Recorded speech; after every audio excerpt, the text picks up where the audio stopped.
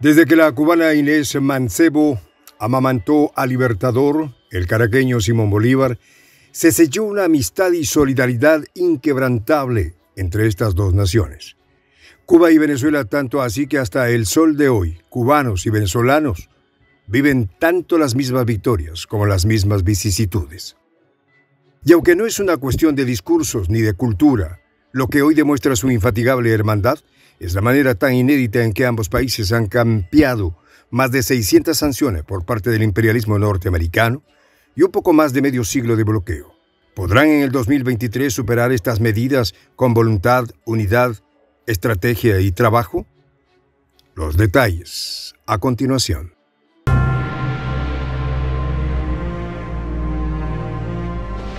Voz de la Patria Grande.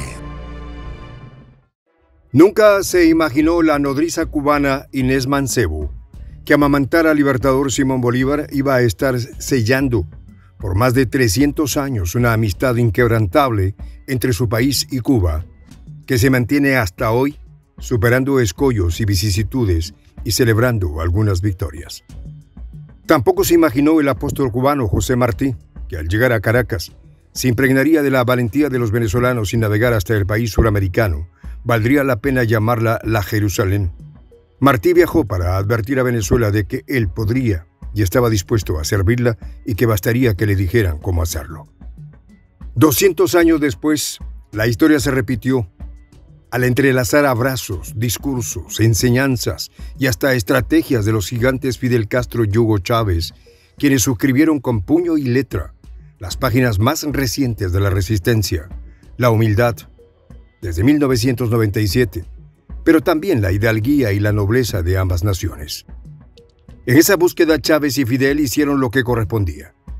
Intercambios de hombres y mujeres, de experiencias, de culturas y de saberes que iban más allá de lo político-ideológico para convertirse en un apoyo necesario y justo, como es la cantidad de misiones médicas, culturales, deportivas, agrícolas, que permanecen en la patria bolivariana.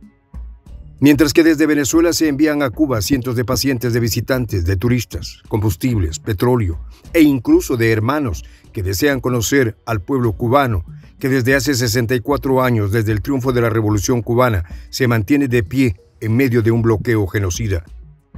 Hace pocos días, el 14 de diciembre exactamente, en el cierre del 18 aniversario de la creación del ALBA, el presidente cubano reflexionaba sobre el visionario de Chávez y Fidel al crear organismos como este, visitando el futuro, al crear el organismo de integración como una verdadera alianza solidaria.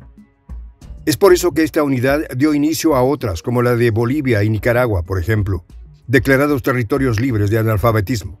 Igualmente, millones de personas, con Venezuela al frente, pudieron recobrar su visión gracias a la Operación Milagro. Pero uno de los activos más preciados de los cubanos, no solo con Venezuela, sino con cientos de naciones, es su solidaridad sin límites, al trasladar su ejército de batas blancas y no de balas a los países en situación de desastre y calamidad, y muchas veces de necesidad, con la más reciente pandemia. Ahora bien, ¿cómo Cuba ha resistido este bloqueo estadounidense? ¿Qué los ha hecho indestructibles? Hace 2 meses exactamente, el canciller cubano Bruno Rodríguez se refirió sobre los efectos del bloqueo de la potencia del norte y daños acumulados durante 6 décadas de aplicación, los cuales ascienden a $154.000 millones. Este funcionario, de manera gráfica, manifestó que en los primeros 14 meses del gobierno de Joe Biden, los perjuicios ocasionados a Cuba alcanzaron los $6.364 millones, equivalentes a $454 millones mensuales y más de $15 millones diarios.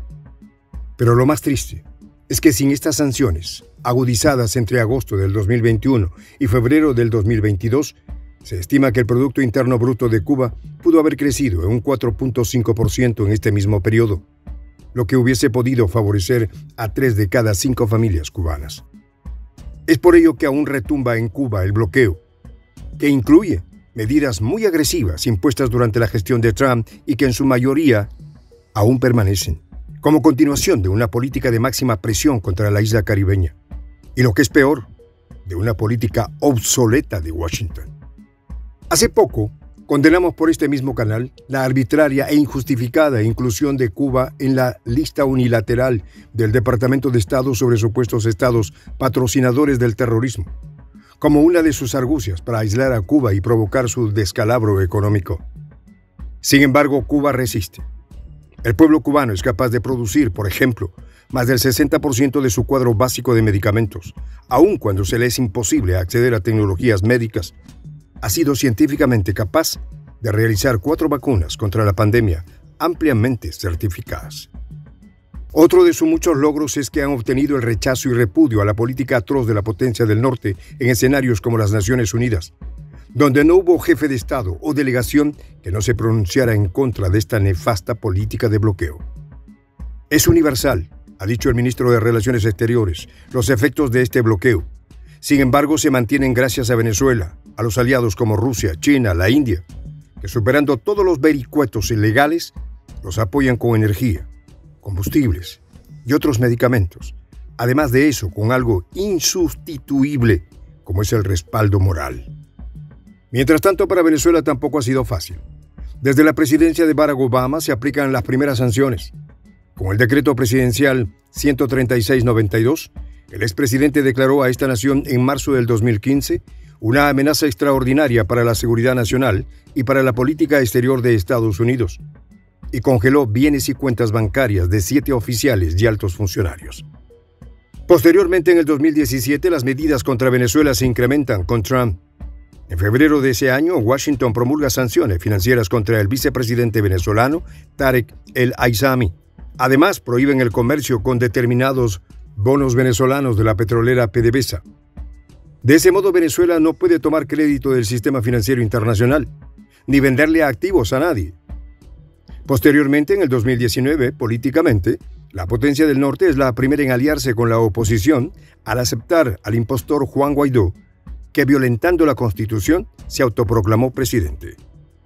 En este sentido, la actual vicepresidenta Delcy Rodríguez se ha encargado de denunciar ante la comunidad internacional que Venezuela fue objeto de 927 medidas coercitivas unilaterales, 763 sanciones estadounidenses y de la Unión Europea, así como de 164 medidas restrictivas dictadas por países del sistema financiero. Hoy, la crisis euroasiática ha ocasionado que, por lo menos para Venezuela, la tortilla se voltee. Las riquezas petroleras y sus reservas probadas hicieron que Biden retrocediera un poco y en medio de su propia crisis mandara emisarios a Miraflores. Sin embargo, esto no ha sido impedimento para seguir afianzando sus lazos. Por eso el canciller venezolano Carlos Faría y el embajador de Cuba en Venezuela, Dagoberto Rodríguez, ratificaron hace una semana que la unión es dinámica y muy productiva, marcada por la solidaridad internacionalista en una agenda común que sigue en el 2023. También por ello, el presidente Nicolás Maduro, como buen estratega e hijo de Chávez, estableciera toda una propuesta de alianza internacional que logró intercambio con naciones poderosas como Rusia y China, alianzas con Turquía, Irán, Bielorrusia, que han dado un viraje económico, social y de estabilidad muy, pero muy favorable. Ahora bien, desde que Fidel y Chávez sellaron esta alianza, mucho ha sido el sufrimiento de estos pueblos hermanos. Cuba y Venezuela han podido demostrar, sin embargo, la verdad de sus dos revoluciones, de sus pueblos para decirle al mundo que hay que marcar juntos y en paz. Ese es el sentimiento que viven Maduro y Díaz-Canel, quienes en medio de un abrazo rubrican una amistad indestructible. Soy el J, Juan José del Castillo, director del canal Prensa Alternativa. Si quieres ser parte de la comunidad de la Patria Grande, suscríbete a nuestro canal. Si es que quieres que te lleguen las notificaciones cada vez que subimos un video, activa la campanita. Si quieres apoyar a nuestro canal económicamente, puedes hacerlo a través de PayPal. El enlace está en la descripción del video. A nombre del equipo de Prensa Alternativa, me despido con esta expresión en el quechua milenario, Tupananchis Kama, cuya traducción es hasta volvernos a encontrar.